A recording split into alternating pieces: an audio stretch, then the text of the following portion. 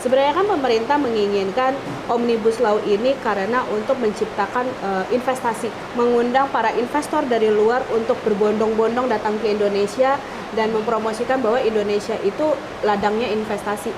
Mereka bisa melakukan investasi berbagai hal di Indonesia.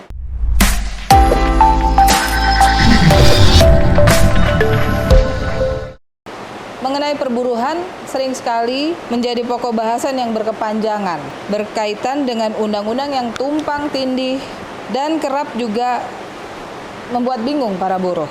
Untuk mengurai hal tersebut, hari ini saya sedang bersama dengan Kakak Kamelia Ahmad, SHMH, yang merupakan Bendahara AAI Jakarta Pusat. Apa kabar, Kak? Baik. Hari ini hujan, tapi kita harus Tetap mengalahkan ya. suara hujan ini ya. Siap. Kak, kita mau bahas masalah perburuhan kan? Ya, masalah yang cukup sensitif ya Sensitif sebenarnya. ya, karena banyak dan tumpang tindih dan banyak banget peraturannya. Banget. Banyak Iya. dan ngejelimet ya. Kalau saya nggak teliti, ya itu Iya. bisa merugikan para buruh juga gitu. Para Dan buruh dan bahkan perusahaan juga juga bisa tergelincir di situ. ya, di Indonesia mengenai undang-undang ketenaga kerjaan ini kan sekarang lagi muncul lagi nih undang-undang cipta kerja. Iya. Banyak pro dan kontra yang ada yang mendukung, ada yang juga enggak. Ya. Nah itu saya mau tanya pendapat Kakak dong tentang hal ini. Ya, menarik banget sih ya Mbak ya mengenai Undang-Undang Cipta Kerja ini, walaupun sebenarnya keinginan pemerintah sendiri adalah untuk melengkapi si peraturan tentang ketenaga kerjaan itu sendiri kayak gitu. Dan di dalam Undang-Undang Cipta Kerja dari 78 undang-undang yang dia ubah, salah satunya di pasal 81 itu merubah, menambahkan dan juga menyisipkan tentang Undang-Undang Ketenaga Kerjaan kayak gitu. Nah, apa sih yang menariknya dari si Cipta Kerja ini gitu? Kenapa dia begitu menjadi kontroversial? Karena apa? Karena di dalam pasal 81 itu sendiri ada beberapa hal ketentuan mengenai ketenaga kerjaan yang notabene baru ada. Contohnya apa? Contohnya mengenai tentang kompensasi untuk pekerja PKWT, jadi pekerja kontrak kayak gitu. Itu hal yang baru diatur. Lalu apalagi nih hal yang baru? Salah satu contohnya adalah JKP, jaminan kehilangan pekerjaan. Itu juga sebenarnya merupakan ketentuan yang baru diatur oleh Cipta Kerja kayak gitu. Dan yang lebih kontroversial lagi yang mungkin menjadi beban untuk para pekerja itu adalah ketentuan mengenai pemutusan hubungan kerja. Pemutusan hubungan kerja. Kenapa ke situ? Karena kita melihatnya dari nilai kompensasi yang akan diterima oleh pekerja dibandingkan dengan ketentuan yang sudah ada sebelumnya. Kalau dulunya ketentuan itu kita kenal dengan 1 atau 2 PMTK, tapi dengan Undang-Undang Cipta Kerja itu nilainya itu bervariasi dan kebanyakan nilainya itu hanya 0,5 kali. 0,5 kali. Iya. Dari kalau kita dulu kenalnya PMTK, tapi kalau ini dihitungannya tentunya tentang pesangon, penghargaan dan masa kerjanya. Itu jadi kan dari 2 kepangkas menjadi 0,5 lumayan signifikan hitungannya gitu. lebih sedikit berarti. Itu ya. Berarti kalau sana kayak gini artinya agak sedikit berpihak sama perusahaan. Mungkin orang berpikir kayak gitu Kak ya. Karena kan lebih sedikit dan Betul. itu menurut Kakak gimana? Oke, kita ngelihat dulu dari sejarah kenapa sih Undang-Undang Cipta Kerja ini seolah-olah diharuskan ada gitu kan. Tujuannya apa sih pemerintah sebenarnya? Sebenarnya kan pemerintah menginginkan Omnibus Law ini karena untuk menciptakan investasi, mengundang para investor dari luar untuk berbondong-bondong datang ke Indonesia dan mempromosikan bahwa Indonesia itu ladangnya investasi. Mereka bisa melakukan investasi berbagai hal di Indonesia. Pasarnya luas, seperti itu. Nah, tentunya ketenaga kerjaan ini merupakan sektor yang penting dong untuk diperhatikan, seperti itu. Jadi yang diharapkan adalah semakin banyaknya tenaga kerja yang bisa diserap oleh para investor ini juga akan menguntungkan untuk pekerja nantinya. Seperti itu yang diharapkan oleh pemerintah. Tapi implementasinya Ya, kembali lagi menjadi sudut pandangnya dari siapa, gitu. Karena ada hal yang naik dan ada juga hal yang terpaksa menjadi kurang baik seperti itu. ya. Ini kan kita bilang berbeda nggak juga karena Undang-Undang Ketenagakerjaan masuk di dalam Undang-Undang Cipta Kerja itu kan. Betul.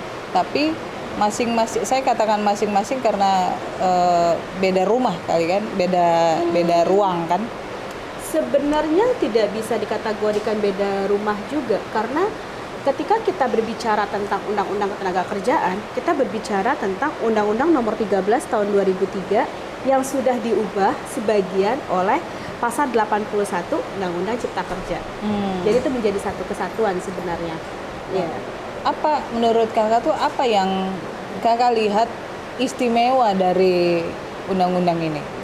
Oke, istimewanya karena yang tadi seperti saya singgung di awal, dia mengatur dan dia merubah beberapa hal, bahkan dia juga mengatur beberapa hal yang notabene baru. Walaupun masih banyak celah yang harusnya diperhatikan juga oleh si para perumus undang-undang pada saat itu ya. Yang istimewanya yang pertama adalah adanya ketentuan tentang tenaga kerja asing. Kalau dahulunya tenaga kerja asing ini harus punya RPTKA dan IMTA. Tapi di sini lagi-lagi tujuan dari Cipta Kerja adalah untuk memudahkan investasi. Oleh karena itu dipermudahlah pengurusan tenaga kerja asing ini hanya perlu RPTKA saja. Dan bahkan ada beberapa ketentuan lagi yang mempermudah apabila yang bersangkutan adalah investor di Indonesia. Prosesnya akan lebih simpel. Harapannya seperti itu. Lalu kemudian ketentuan mengenai pekerja kontrak dengan status kontrak, di mana sebelumnya kita kenal dengan istilah 212, yaitu pekerja kontrak itu dipekerjakan selama 2 tahun, bisa diperpanjang 1 tahun, dan ada pembaharuan dengan jeda 30 hari. Baru bisa lagi dikontrak selama 2 tahun. Jadi totalnya 5 tahun. Di Undang-Undang Cipta Kerja itu semua tidak ada lagi, tapi Undang-Undang Cipta Kerja hanya membatasi jangka waktu maksimum pekerja kontrak itu adalah 5 tahun. Terserah dia mau dikontrak sebulan sekali, tapi yang jelas maksimumnya adalah 5 tahun. Selain itu, pemerintah juga memberikan benefit kepada pekerja kontrak, yaitu berupa uang kompensasi. Jadi ketika nih, misalnya Mbak Rizka dikontrak sama perusahaan, sudah bekerja selama 1 bulan berturut-turut, maka Mbak Rizka punya hak mendapatkan kompensasi dalam hal hubungan kerja si PKWT ini berakhir dengan alasan apapun. Seperti itu. Nah, tadi yang maksimal 5 tahun menarik nih Kak. Setelah 5 tahun, gimana? Kalau kita berbicara letter luck teorinya sih sudah tidak bisa lagi. Jadi dia jadinya PKWTT. Karena kan konsep dari pekerja PKWT ini adalah waktu tertentu. Yang diambil garis bawahnya itu kan adalah waktu tertentunya. Kalau ternyata dia lebih dari 5 tahun, berarti tujuan waktu tertentunya udah nggak terpenuhi. Seperti itu. Jadi dia udah harus menjadi pekerja tetap otomatis. Seperti itu. Dan apalagi Kak, keistimewaan dari, kan tidak harus, kita nggak boleh dong hanya memandang itu dari sisi buruh, tapi dari sisi perlindungan terhadap perusahaan juga. Ini Kak, apa istimewanya Kak dari perlindungan untuk pengusaha? Menarik ya, sebenarnya pertanyaan ini menarik banget karena perlindungan untuk dari sisi perusahaan, kalau kita melihat sekarang yang paling signifikan itu ada di rumusan yang tadi kita bahas, yaitu tentang PHK. Oke? PHK sebelumnya Mbak Rizka, ketentuan mengenai PHK ini sudah diatur dalam Undang-Undang 13 sebelumnya. Oke? Ada banyak hal, walaupun sudah banyak juga pasal-pasal dari Undang-Undang 13 ini yang dibatalkan atau dianggap tidak berlaku oleh putusan Mahkamah Konstitusi. Nah, di dalam Undang-Undang Cipta Kerja yang turunannya adalah PP 35 tahun 2021, itu ketentuan mengenai PHK ini kalau saya bilang cukup menguntungkan untuk perusahaan. Kenapa? Ada banyak alasan PHK yang tadinya tidak diatur menjadi diatur oleh pemerintah. Contohnya apa? Contohnya yang paling saya sering hadapin dulu, PHK karena efisiensi itu menjadi hal yang debatable di pengadilan.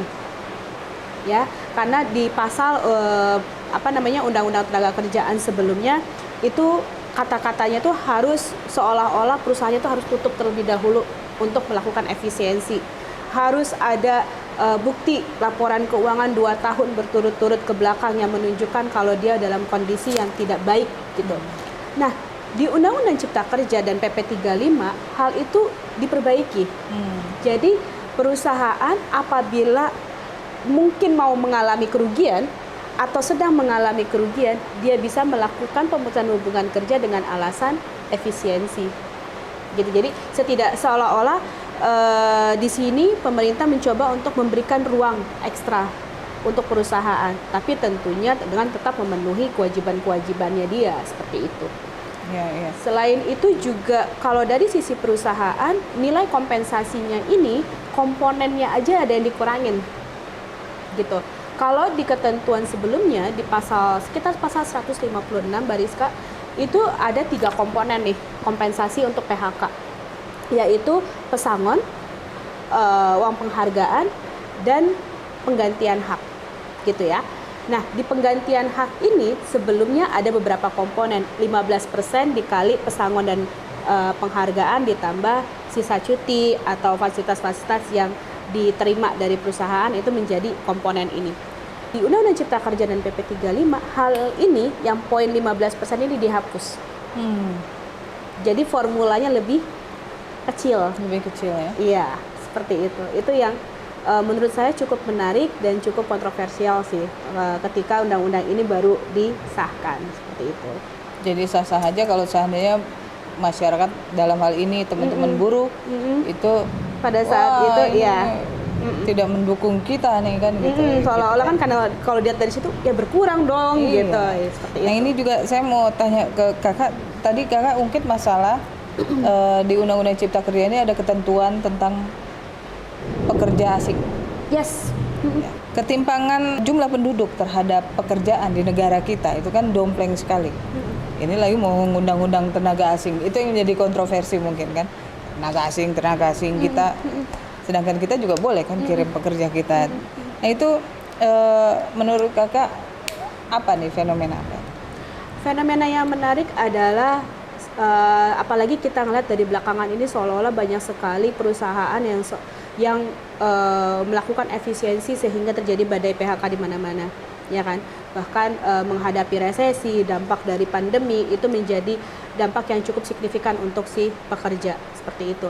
Lalu ditambah lagi kita sedang gencar-gencarnya juga mengundang investor untuk datang ke negara kita gitu. Bagaimana dengan pekerja pribumi sendiri? Itu kan yang menjadi pertanyaan gitu. Memang hal ini menjadi fenomena yang cukup menarik dan patut untuk kita pelajari lebih lanjut sebenarnya, karena mau nggak mau tenaga kerja Indonesia itu secara skill, secara pengetahuan juga tidak kalah kok dengan tenaga kerja asing seperti itu.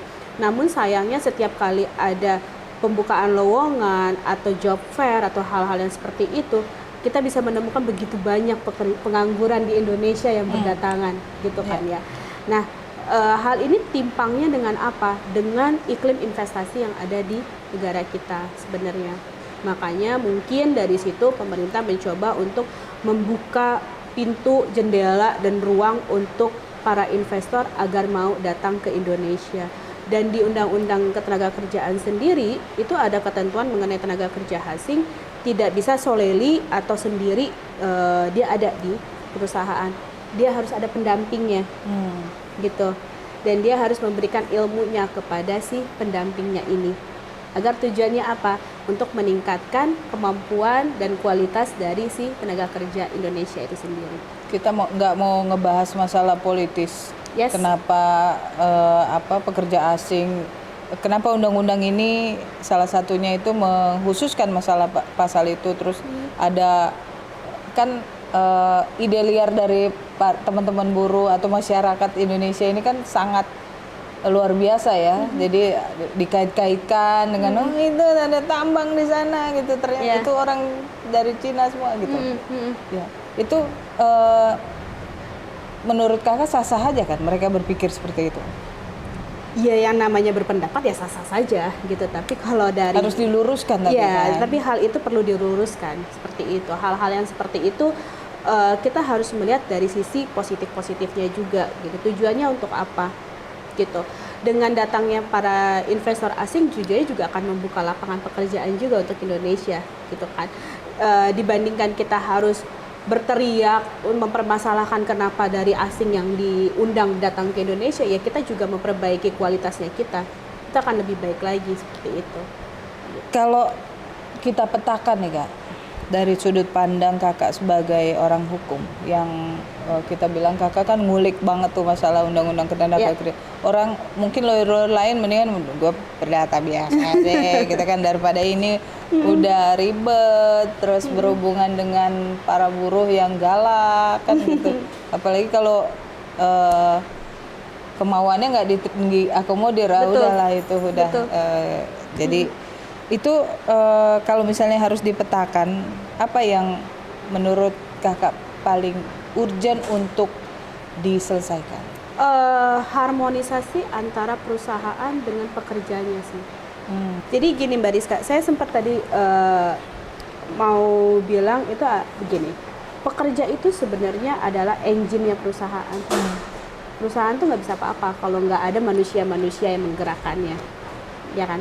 Nah, tapi terkadang engine ini suka dilupakan oleh perusahaan. Gitu, begitu juga pekerja. Kita tidak bisa mengambil kesimpulan hanya dari sisi perusahaan, tapi juga pekerja. Ketika seseorang menerima pekerjaan, ketika dia tanda tangan kontrak kerja, dia lupa untuk membaca terlebih dahulu isi dari kontraknya. Gitu. Karena terlalu excited. Kan? Wah, gitu. Ya. Padahal bisa jadi lembar yang dia tanda tanganin itu justru jebakan buat dia. Kayak seperti itu gitu. Dari sisi perusahaan juga menganggap yang penting ada pekerja yang masuk sehingga dia lupa kewajiban-kewajibannya dia. Contohnya apa? Contoh simpel, peraturan perusahaannya tidak ada. Walaupun itu diwajibkan oleh undang-undang dan bahkan ada sanksi pidananya apabila perusahaan yang sudah mempunyai 10 pekerja tapi tidak membuat peraturan perusahaan. Tapi di lapangan saya sendiri masih menemukan banyak sekali perusahaan yang mengabaikan kewajiban ini. Yang mempunyai peraturan perusahaan. Padahal tujuannya adalah si peraturan perusahaan ini adalah untuk membentuk si harmonisasi antara pekerja dan pemberi kerjanya, gitu, agar mereka bisa berjalan beriringan dengan hubungan yang harmonis. Otomatis timbal balik antara perusahaan dengan pekerja akan ada. Dan itu banyak perusahaan yang belum punya itu ya Kak. Yes. Kayaknya Kakak harus sosialisasi deh melalui hukum ID ini. Boleh. Iya kan? Boleh. Bahwa perusahaan nggak boleh nggak punya peraturan perusahaan karena ancaman hukumannya pidana. Betul. Gitu begitu. Betul. Betul, hati-hati loh. Hati-hati loh. Dan para teman-teman pekerja itu juga baca dulu gitu. Jangan langsung tanda tangan. Benar banget. Ini gini-gini yang penting dapat gaji sebulan segini, wah gitu kan. Benar banget. Gitu benar banget. Akhirnya ada implikasi di situ atau bagaimana gitu. Dan menariknya Mbak Rizka, ketika Undang-Undang Cipta Kerja ini diundangkan lalu kemudian PP 35, itu kan terjadi ada lumayan banyak polemik antara pekerja dan perusahaan. Dan perusahaan yang lagi-lagi tadi yang saya bilang suka mengesampingkan atau menggampangkan hubungan ketenagakerjaan ini, akibatnya apa? Ketika terjadi perselisihan hubungan kerja sampai ke pengadilan, itu banyak sekali temuan yang akhirnya dianya maunya pakai Undang-Undang Cipta Kerja tapi tidak bisa karena peraturan perusahaannya belum diubah. Jadi mereka sendiri tidak mengadopsi Undang-Undang Cipta Kerja ini ke dalam peraturan perusahaannya. Oh, harus begitu ya. Jadi maksudnya peraturan itu di Undang-Undang Cipta Kerja beberapa tahun yang lalu kan? 2 tahun yang lalu. Jadi setahun setengah kalau Undang-Undang Cipta Kerjanya. Kalau peraturan perusahaan itu kan setiap 2 tahun kan. Iya. Dan kalau misalnya peraturan perusahaan itu tahun 2000 berapa gitu, terus harus mengikuti upgrade lah ya. Harus di-upgrade. Kenapa? Karena ada yang tadi kita sempat singgung dia, ada beberapa peraturan di dalam Undang-Undang Cipta Kerja dan PP 35, PP 36 itu harus dimasukkan di dalam peraturan perusahaan. Contoh kecil aja tentang ketentuan mengenai PHK. Gitu. Ketentuan mengenai PHK kalau dia tidak diatur atau di peraturan perusahaannya masih menggunakan ketentuan yang lama, atau si tim HRD-nya atau perusahaannya hanya mau mengcopy paste ketika perpanjangan peraturan perusahaan, akibatnya apa? Ketika terjadi pemutusan hubungan kerja yang sebenarnya, pastinya pekerja menginginkan angka yang tertinggi dong. yaitu angka yang ada di peraturan perusahaan. Ya. Dan itu terjadi beberapa putusan di pengadilan, akhirnya justru walaupun perusahaan maunya menggunakan undang-undang yang baru atau PP 35, hakim memutuskan menggunakan peraturan perusahaan atau perjanjian kerja bersamanya. Perjanjian kerjasamanya berlaku di tahun yang peraturan perusahaan itu ya. Iya. Dan mungkin lebih banyak dong. Yes. Iya. Akhirnya kan berdampak kembali ke si perusahaan. Gitu. Makanya jangan ngeyel gitu kan, harus upgrade. Betul, dan jangan mengesampingkan lah ya. Kadang-kadang kan disepelekan gitu. Terkait dengan regulasi Kak, kita Yes. udah punya undang-undang tenaga kerja, kita udah punya undang-undang cipta kerja, terus bla bla bla, dan Ada peraturan peraturan pelaksana turunannya. Mm-hmm. Nah itu kalau menurut Kakak, apa yang harus di-upgrade atau diperbaiki oleh pemerintah dalam hal ini pemangku kepentingan? Oke, ini agar bisa diterima baik untuk kedua belah pihak. Kedua belah pihak ini pekerja dan perusahaan. yes. Ada beberapa hal, dan ini mungkin momen yang cukup menarik ya, karena kan saat ini pemerintah kita sedang mencoba untuk memperbaiki Undang-Undang Cipta Kerja sesuai putusan MK. Kemarin kan pemerintah dikasih waktu 2 tahun untuk memperbaiki. Kalau apa hal yang ingin diperbaiki, dari saya secara personal sih menginginkan adanya perbaikan klausul-klausul yang dianggap berada di gray area. Gray area. Contohnya apa? Atau memang Sengaja dibuat. sengaja diciptakan gray area itu Kak, biar menarik kan? Sorry, kontroversi bukan di politik, situ. bukan bahas politik loh ya. Ya, kita berbicara akademis, kita berbicara pasal ke pasal ya.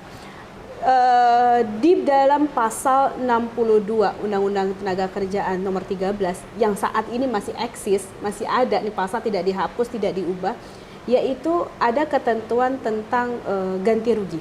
Ganti rugi. Jadi ketentuannya seperti ini, ketika Mbak Rizka dikontrak oleh perusahaan, lalu di tengah jalan Mbak Rizka memutuskan untuk menyudahi kontraknya sebelum kontrak itu berakhir, maka Mbak Rizka diharuskan untuk membayar ganti rugi dari sisa kontrak.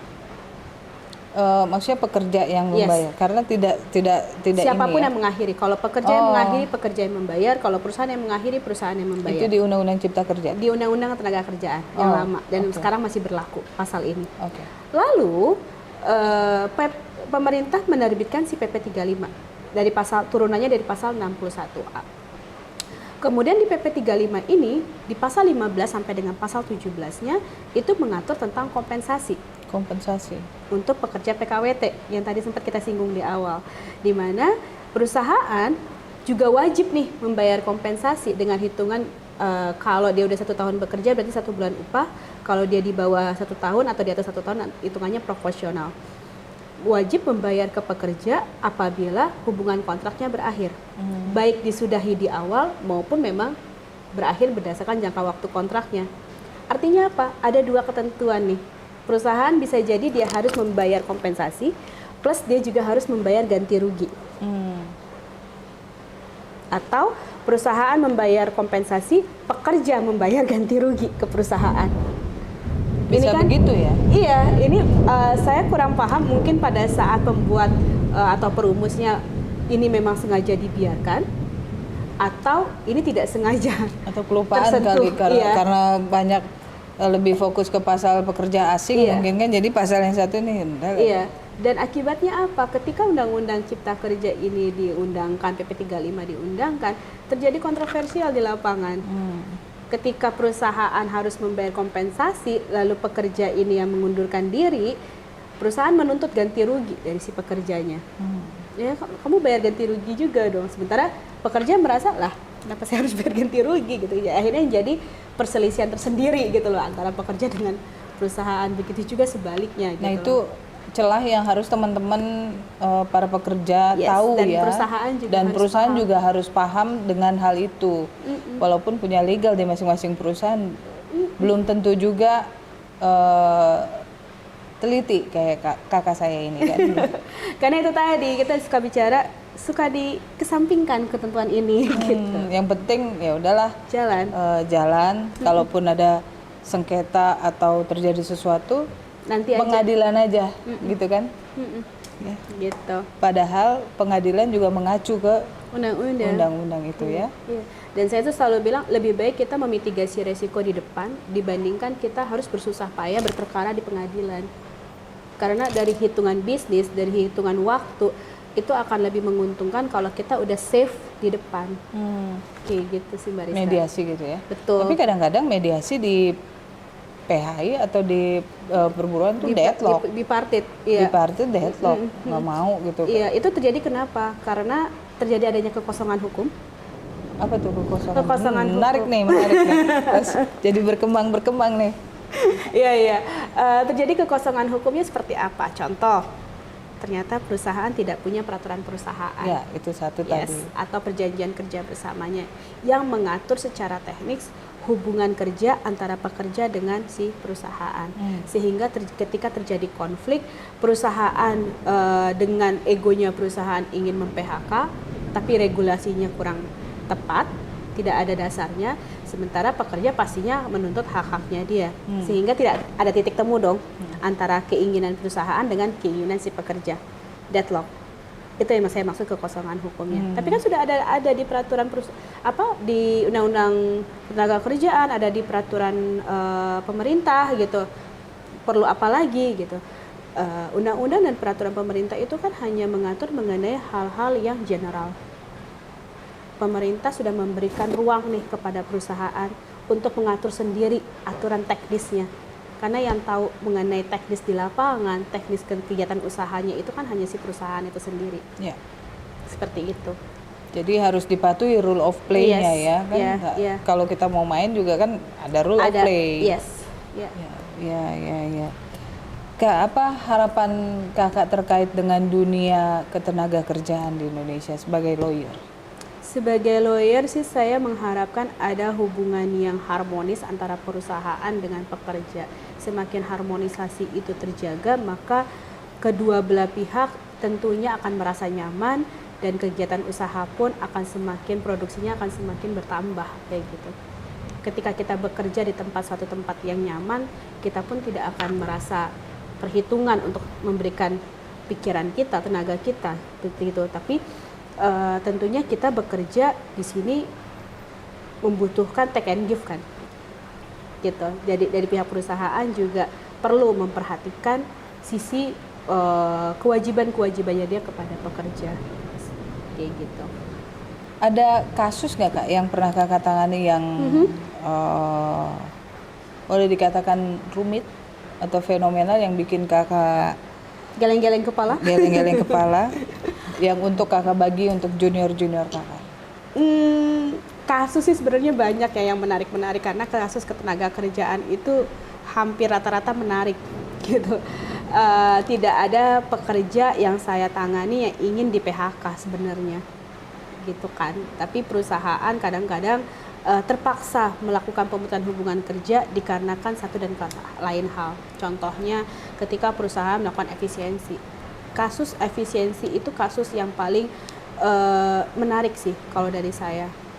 Jadi kenapa? Karena di sini perusahaan pun sebenarnya berada dalam kondisi yang tidak baik-baik saja.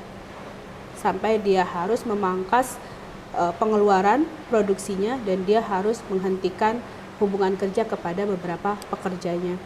Tidak jarang dari kasus efisiensi ini, ketika perusahaan tidak memberikan persiapan yang cukup baik, memitigasi resiko yang mungkin akan terjadi ketika dia melakukan efisiensi, itu bisa menjadi bumerang untuk si perusahaan sendiri. Tadinya tujuannya dia melakukan efisiensi, pemangkasan produksi, pemangkasan biaya, karena persiapannya yang tidak baik, tidak matang, akibatnya apa? Ada tuntutan dari pekerja, serangan dari pekerja. Ketika terjadi serangan, apa yang terjadi? Cost dari segi biaya, materi, maupun dari segi waktu, pikiran menjadi banyak seperti itu. Terakhir saya menangani kasus efisiensi, saat ini masih ada sebenarnya. Tapi yang menarik kemarin itu karena perhitungannya yang kurang, jadi dan pemahaman dari segi perusahaan mengenai berapa sih nilai apa nih, Kak? Perhitungan kompensasi. Kompensasi ya. Karena yang tadi ada pertimpangan antara si peraturan perusahaan dengan Undang-Undang Cipta Kerja dengan PP 35-nya. si perusahaan ini apa namanya, ketika dia memperpanjang peraturan perusahaannya, dia hanya copy paste dari ketentuan yang sebelumnya. Dia lupa nih mengenai si PHK ini ada hitungan yang baru kayak gitu. Nah, lalu ketika terjadi pemutusan hubungan kerja, karena dia mau efisiensi, otomatis mau memangkas budget dong.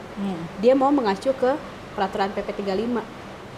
Nah, disitulah pekerja merasa ya nggak mau dong, kan peraturan perusahaan ngomongnya lebih banyak gitu. Akhirnya apa ya? Akhirnya hakim melihat ya ke peraturan perusahaannya karena mengatur lebih.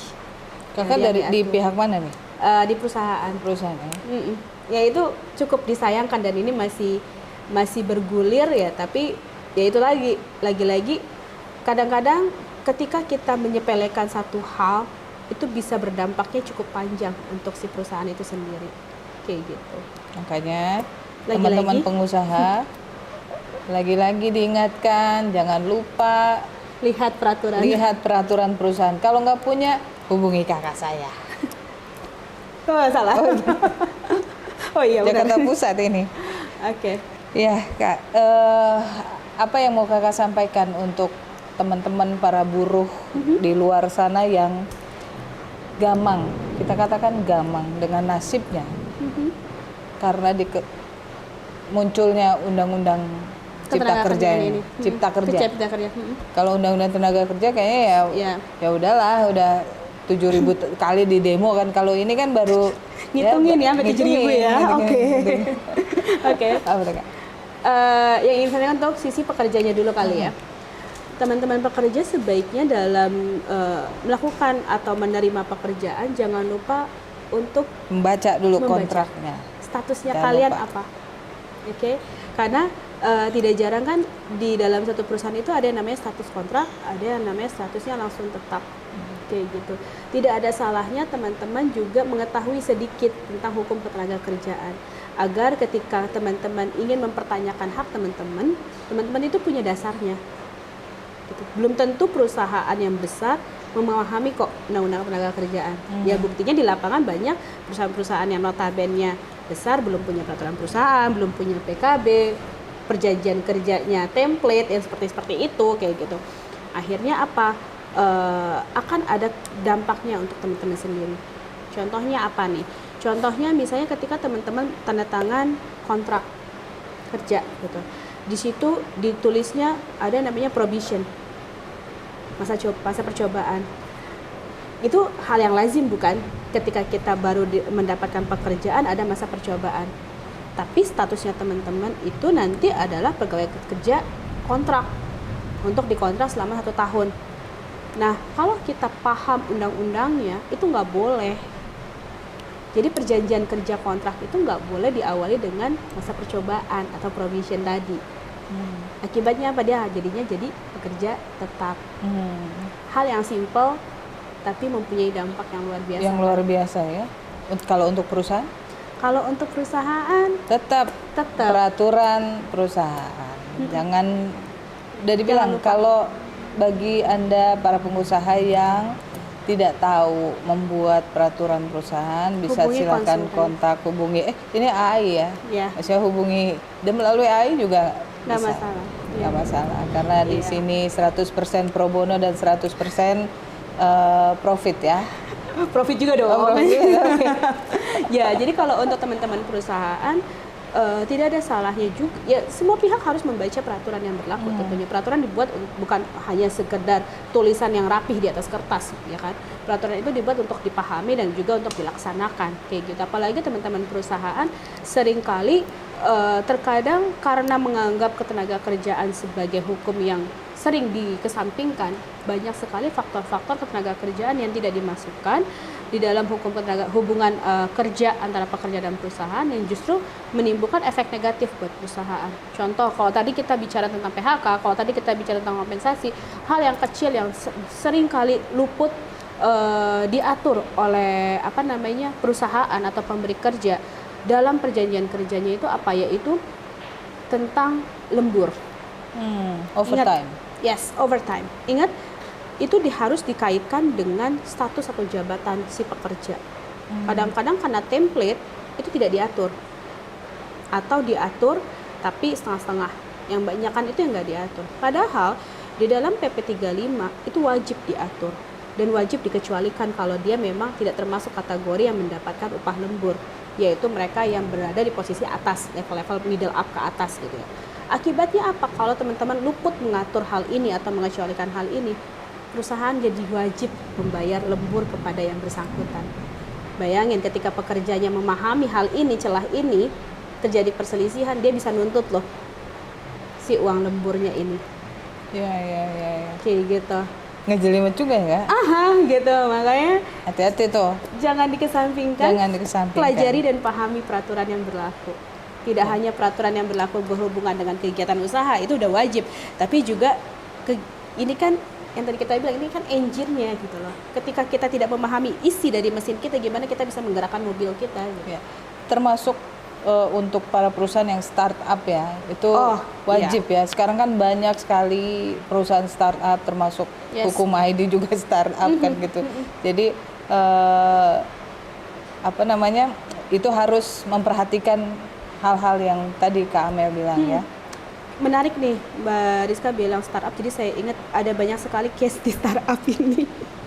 Ya tadi kan, karena startup itu di dalam pemikiran mindsetnya startup adalah mencari cuan lah, kalau istilah zaman sekarang, mencari untung yang sebesar-besarnya, mencari peluang pasar yang sebesar-besarnya, sehingga kadang-kadang bahkan di perusahaan-perusahaan startup jarang ada HR, atau jarang ada HR tapi nggak ada legal, dan HR-nya bukan berlatar belakang orang hukum atau tidak memahami hukumnya, sehingga HR dadakan lah kadang-kadang.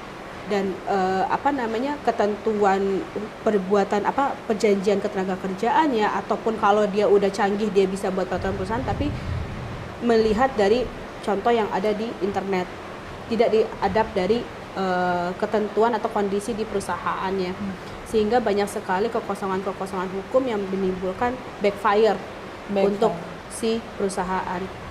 Kadang-kadang kita itu menemukan di halaman pertama perjanjian kerja saja sudah salah, gitu. Jadi di awal-awal undang-undang ini diundangkan, kita secara pribadi dari perusahaan saya itu melakukan sosialisasi, dan kita menemukan banyak sekali dari halaman pertama nih Mbak Rizka udah salah, udah bisa dibatalin nih perjanjiannya atau bisa diminta dibatalkan kayak gitu. Ya itu dari mana? Dari siapa yang menandatangani perjanjian kontraknya. Gitu. Kita kembali lagi ke hukum ketenagakerjaan, ke hukum perdata yang menandatangani perjanjian kerja dari sisi perusahaan, seharusnya orang yang mewakili orang yang berwenang untuk mewakili perusahaan, yaitu direkturnya. Tapi banyak sekali yang tanda tangan itu hanya HRD-nya tanpa diikuti dokumen pendukungnya, keterangan pendukungnya, kalau dia memang diberikan mandat oleh si direktur untuk tanda tangan perjanjian kerja. Kalau dia dari situ aja salah, ya bahaya isinya gitu loh. Dan yang bahaya juga adalah sekarang ini kan karena efek pandemi, jadi banyak yang usaha sendiri. Oh iya, benar. Home industry. Betul, atau UMKM. Kita bilang, nah itu apa yang bisa mereka pelajari dari sini pertemuan kita ini? Oke, kita bisa bilang UMKM karena di Undang-Undang Cipta Kerja sangat mendukung UMKM untuk eksis semaksimal mungkin. Bahkan di dalam pasal 81 di PP 35 atau ketentuan turunannya itu memberikan ruang yang positif banget untuk UMKM, memberikan pengecualian yang luar biasa untuk para UMKM ini. Bahkan untuk perhitungan kompensasi itu tidak didasarkan pada ketentuan yang diatur yang tadi kita bilang 0,5 sampai 2 kali ketentuan gitu. Tapi untuk UMKM itu didasarkan pada kesepakatan. Tapi bukan berarti karena dia pemberi kerja dia bisa semena-mena juga, nggak kayak gitu. Tetap saja pelaku UMKM ada ketentuan-ketentuan yang harus diikuti. Bagaimana cara dia membuat perjanjian kerjanya, seberapa besar UMKM yang dia punya. Kalau dia sudah punya cabang di mana-mana ya bukan UMKM lagi mungkin gitu namanya ya, itu udah bisa berbentuk PT atau dan GEL lainnya. gitu ya, golongin. Betul. Bang Nahot itu bilang lu golongan ekonomi lemah katanya, GEL katanya gitu kan. Benar. Kak, ini juga apa yang harus dilakukan untuk pekerja? Saya mau mengatakan pekerja tapi dia bukan tidak terikat. Jadi kayak desainer freelance Nah, freelancer ini apa yang harus mereka pelajari dari kondisi ini? Kan efek pandemi ini banyak banget yang perusahaan memutuskan hubungan kerja, jadi mereka freelance yang bisa desain atau apa, dia kerja paruh waktu atau kerja di satu usaha bareng-bareng, yang itu apa yang bisa mereka ini? Oh, oke. Ini lumayan tricky pertanyaannya ya, Bu.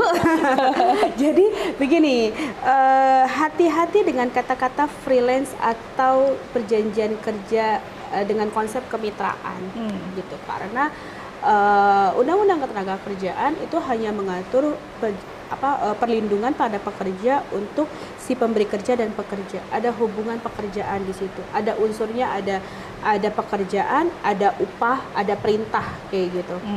Nah, ketika unsur ini tidak terpenuhi, maka hubungan yang terjadi itu adalah hubungan perdata biasa gitu. Kalau dia hubungan perdata biasa, maka kembali lagi ketentuannya kepada si isi perjanjiannya. Dia bukan hubungan tenaga kerjaan. Kayak gitu. Itu cara penyelesaiannya pun akan sangat berbeda. Kalau di ketenaga kerjaan itu ada step-stepnya dari mulai bipartit, tripartit sampai ke PHI. Tapi kalau yang namanya hubungan kerja biasa, perdata biasa, ya udah one prestasi dan ke pengadilan kayak gitu.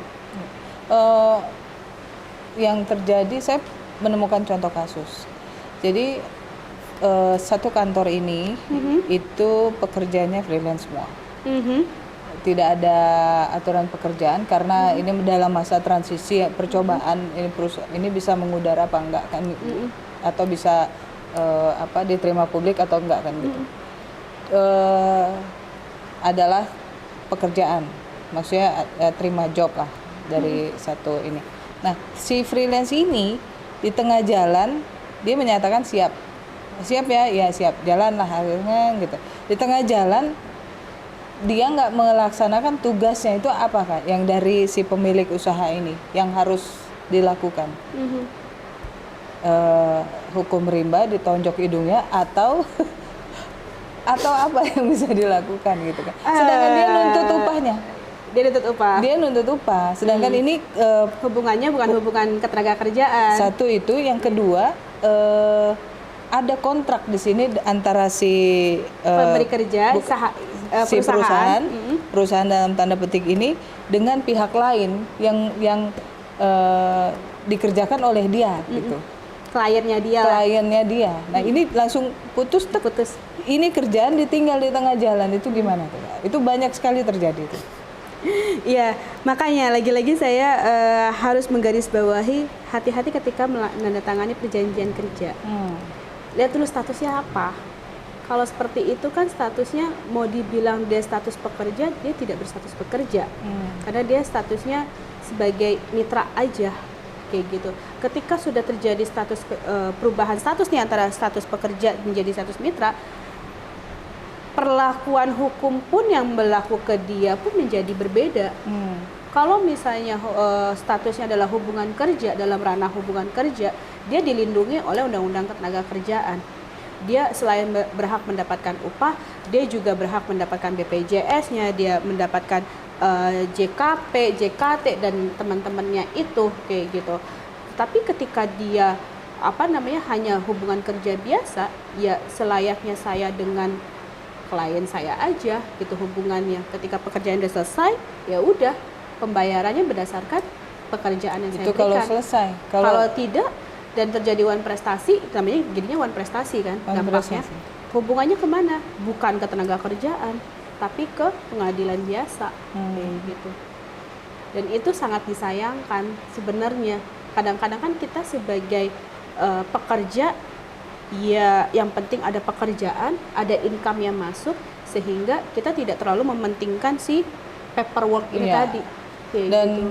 Dia nggak anak-anak zaman sekarang, kita katakanlah anak-anak yang zaman sekarang ini kan nggak ngerti proses itu ketika si pengusaha ini berhubungan dengan kliennya, yang harus dipertanggungjawabkan dengan pekerjaannya itu bagaimana kan? Yang penting ya udah beda zaman mungkin ya. Beda zaman gitu. Mungkin atau terlalu excited karena mungkin gini, fenomenanya yang terjadi adalah bukan hanya beda zaman tapi sedikitnya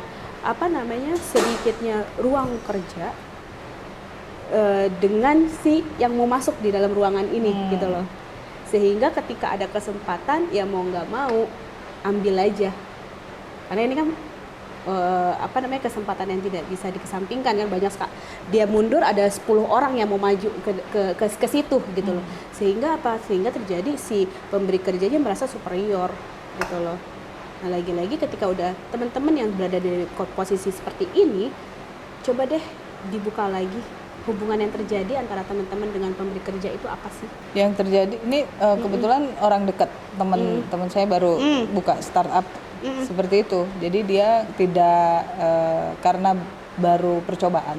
Jadi dia mencoba untuk ini bisa diterima dengan publik atau tidak. Nah itu dan setelah saya telah dan lihat itu banyak banget kejadian yang seperti ini. Kejadian yang tiba-tiba udahlah ini baper misalnya, tersinggung dia tiba-tiba out gitu, nggak ada ini, terus dia nuntut haknya kan. Itu lucu juga kan gitu, maksudnya teman saya ini gimana nih udah gini. Saya bilang saat ada dua bang, kalau saya kan belum ketemu Kamel kemarin, kalau nanti saya kemarin tuh bilang satu tonjok hidungnya atau dibor kepalanya. Kalau sekarang sama Kamel kan ada step-stepnya ya. Sebelum lo nonjok ya. Sebelum nonjok cabut dulu bulu hidungnya atau bagaimana gitu kan. Iya. Untuk temennya ketika ini kita lihat dari sisi perusahaannya ya. Kalau dari sisi perusahaan hati-hati juga gitu, karena ketika dia memberlakukan seperti ini, kita paham hukum investasi, hukum alamnya investasi seperti apa gitu. Kita tidak bisa berada dalam kondisi yang pasti juga, ada banyak sekali gambling, ada perhitungan seperti itu, sehingga ketika kita meng-hire tenaga kerja untuk di perusahaan kita menjadinya sistem coba-coba, takutnya perusahaan saya nggak jalan nih gitu. Tapi kita juga harus berlaku adil, fairness kepada pihak yang kita ajak kerjasama. Ketika kita berani untuk membuka satu usaha, kita juga berani untuk mengikuti regulationnya, rights kayak gitu. So karena apa? Karena itu akan berimpact sendiri kepada si perusahaannya. Ketika menemukan pekerja atau rekan kerja yang diajak untuk rekan kerja ini terjadi permasalahan, dia bisa bawa ini ke disnaker misalnya, sehingga ada temuan yang akibatnya akan terjadi di perizinan berusahanya sendiri yang dibekukan atau dikenakan sanksi administratif. Itu kalau ada hitam di atas putih, betul, ya kan? Betul. Oke. Ada hal lain yang mau kakak sampaikan untuk para junior kakak yang baru bercemplung di lawyer perburuhan? Oke. Ketenaga kerjaan ini merupakan isu yang cukup sensitif dan unik, jadi ada banyak hal yang celah dan pelajaran yang bisa kita ambil hikmahnya, baik dari sisi perusahaan dan juga dari sisi pekerjanya, yang kalau kita pelajari mungkin kita bisa menjadi pihak yang menjadi penengah agar kedua belah pihak ini bisa berada di posisi yang benar, di jalur yang seharusnya, yang tadi saya selalu sebutkan, yaitu di jalur harmonis antara si pemberi kerja dan si pekerjanya. Siapa yang bisa mengembalikan jalur itu ke jalur yang benar? Ya kita, seorang orang hukum ini, kayak gitu, untuk bisa memberikan pemahaman apa sih yang dimaksud dari satu ketentuan itu, implementasinya maunya apa sih? Gitu. Dan harus mengupgrade selalu pengetahuan tentang itu ya. Betul. Contoh Kak Amel kan ngelukutok itu terus gitu. Iya, saya tuh sampai punya kebiasaan untuk mempelajari hukum putusan-putusan yang baru diputus oleh pengadilan PHI gitu, karena dari situ kan kita bisa belajar celah-celahnya tuh biasanya yang terjadi apa sih, dan kebanyakan kesimpulannya itu karena ya tadi penyepelean ya. Iya, penyepelean ya. Gitu. Terima kasih kakak, udah banyak yang saya dapat, terutama teman-teman para pekerja dan perusahaan. Itu banyak loh dapat tips dari Kak Amel. Dan kalau misalnya mau ada draft yang mau ini konsultasi, boleh ke sini. Boleh. Jangan ke gelas ini ya, ke sini. Iya, kata pusat. Langsung diangkat dong. Ya, langsung diangkat. Oke, terima kasih teman-teman.